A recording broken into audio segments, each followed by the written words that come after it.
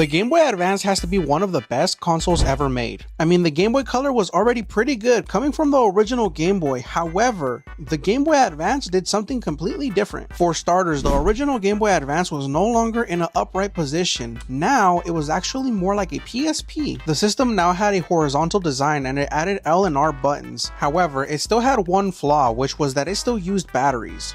But this would all change when they introduced the Game Boy Advance SP. The Game Boy Advance SP introduced a folding mechanism which not only helped protect the screen from any kind of damage, but it also added a front-lit display. Gone were the days of the warm light, and it added a rechargeable battery pack. So now we had a charging port and a link cable port. The SP is by far the most popular design for the Game Boy Advance. But even with the front-lit display, it still had its limitations as you still struggled to see what was going on the screen unless it was nighttime. The most common model for the SP was actually the model 001, which is the one that is the front-lit display. However, Nintendo introduced another revision to the Game Boy Advance SP, which was the AGS model 101, which this one gave us a backlit display. Essentially what this means is we no longer needed to have our screens in a certain position in order to see what was going on the screen during daytime. With a backlit display, the screen was clearly visible with no issues during the daytime or nighttime. This was way better than the AGS 001 model.